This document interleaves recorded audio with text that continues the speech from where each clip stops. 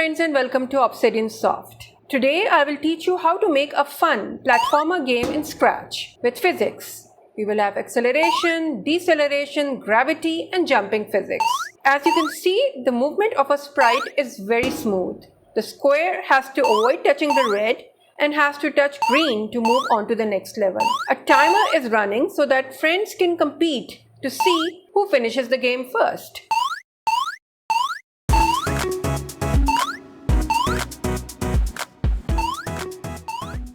So let's begin.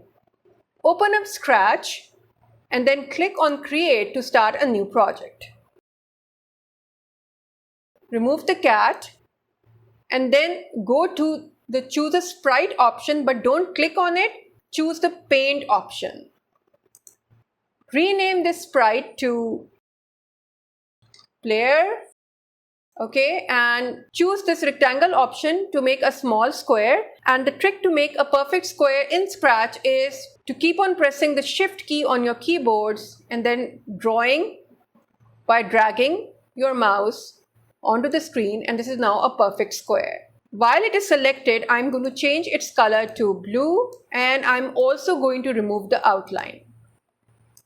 Okay, and then select it and bring it in the center. Okay.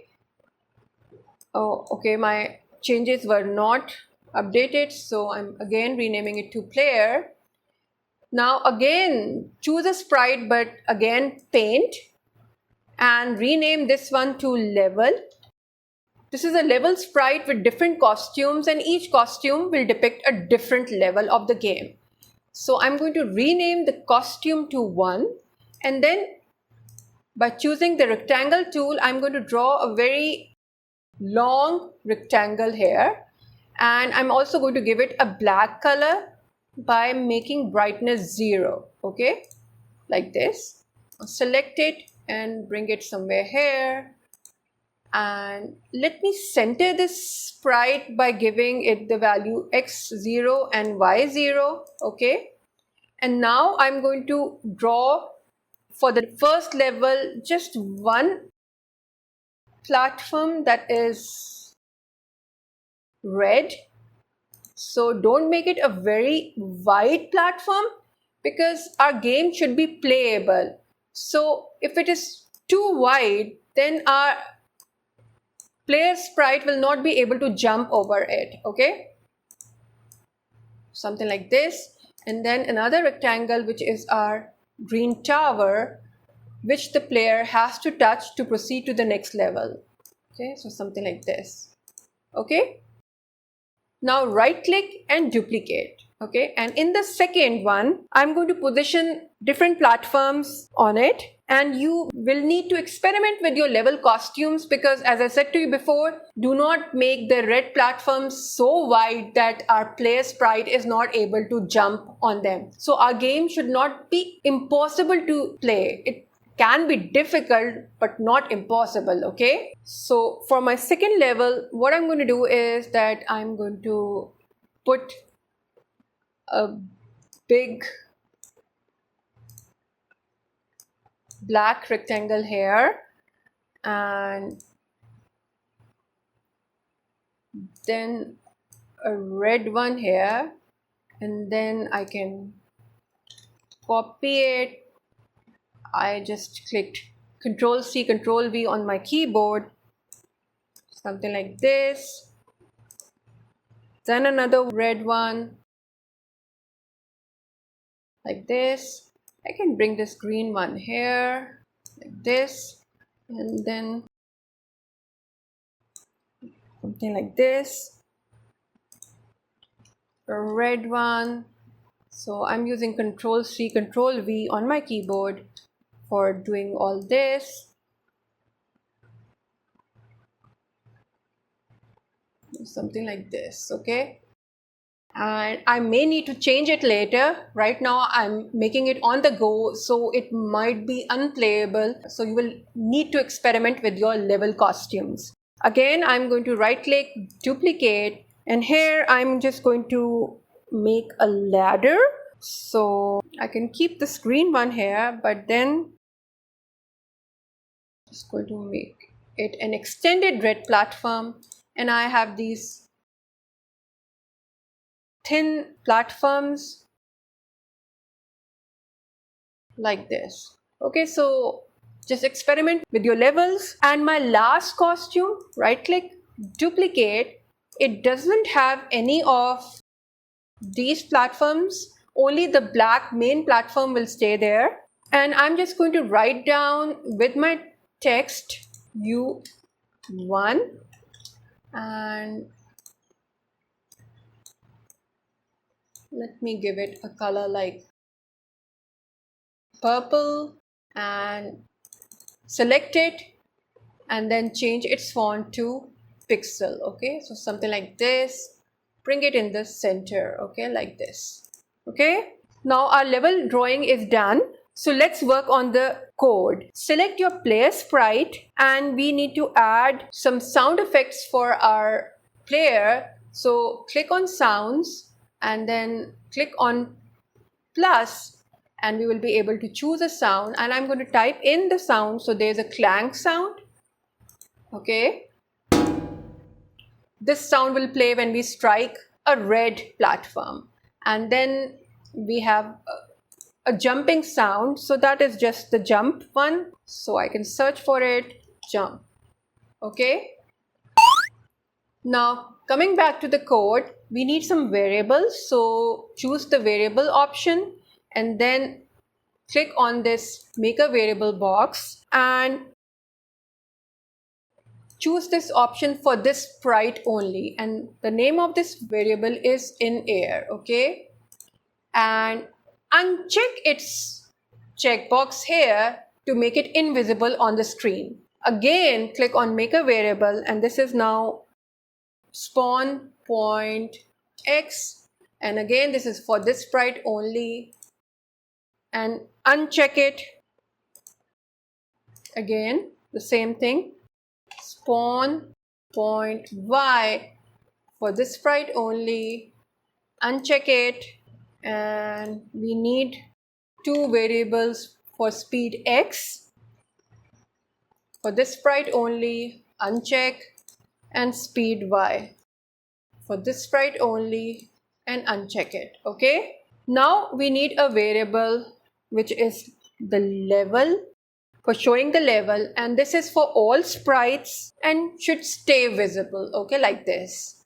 And then we need another variable for time, and again for all sprites, and it should stay visible. Okay, and let's give them some appropriate positions on the screen. So like this maybe. Now from events, get the when green flag clicked event. Okay, I'm working on the player sprite.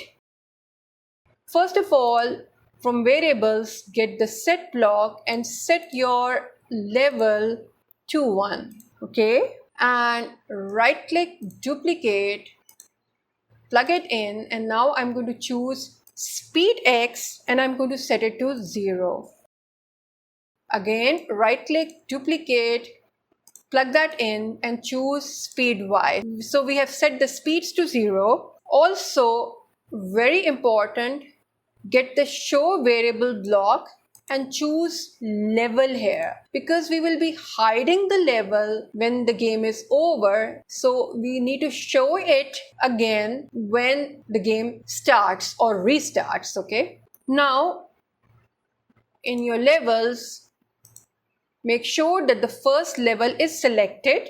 Okay, in the costume, so the first costume is selected, and now give your player sprite an appropriate position on the stage. Okay, like this. Now this is a good position.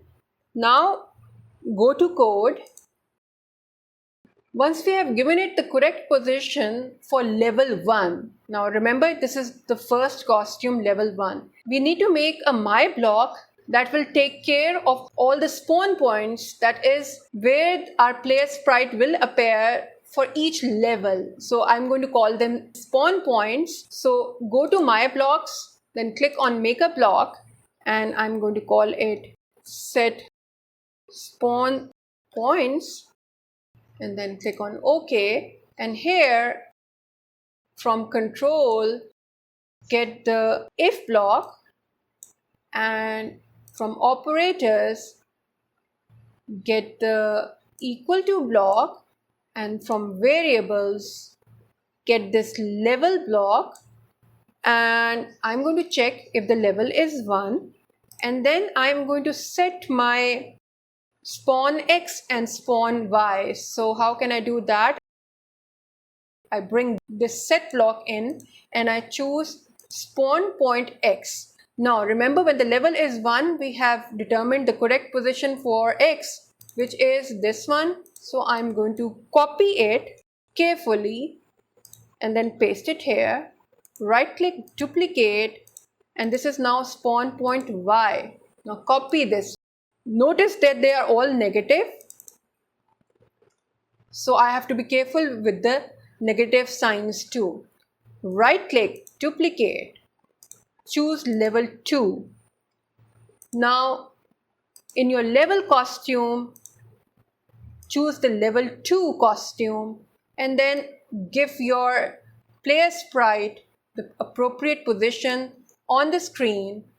And we have this position. Now go back to your code and here very carefully copy these numbers. So spawn point x is this x value and spawn point y is this minus 63 value.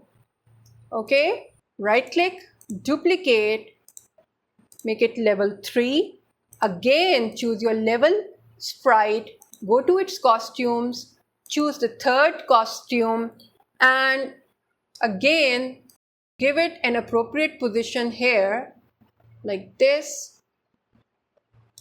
Okay, so remember these positions, 206 and minus 98. Go to code and I can actually type in this thing, 206 and minus 98, and then again right click, duplicate, level 4. Our level 4 is actually not a playable level, it's just the level with the U1 written on it. So I can make spawn point x and spawn point y to be 0, both 0. And then after this setting 0, both spawn point x and spawn point y, I'm going to broadcast a message from events and make sure that it is inside the level is equal to 4 block. And this is the win message. And I'm also going to hide my variable levels. So go to variables and get the hide variable block and choose level here. Okay, so this is why we were showing it when the green flag was clicked, because we hide it when the game is won. Now coming back to our green flag clicked event, I'm going to call set spawn points. Okay, and then I am going to also go to, now from motion, get the go to block, and I'm going to go to what? Spawn point x and spawn point y, because we've already stored it for level 1, and when the game starts it is the level 1. So we will go to the appropriate position for level 1. Okay, now from control, get a forever block, and here I need to call some other my blocks. So let's make them first. So my first make a block is handle horizontal movement. Okay, click on OK, drag and drop it here. Then make a block, apply gravity. Okay, and then put it below handle horizontal movement. Again click on make a block, and this is handle jump, and also call this block my block after applying gravity. Okay, I'm going to split this video into 2 parts as the original video was becoming too long. Don't worry, I plan to publish both the parts at the same time, so no one has to wait for the final part. Thank you for watching. Have a great day and goodbye.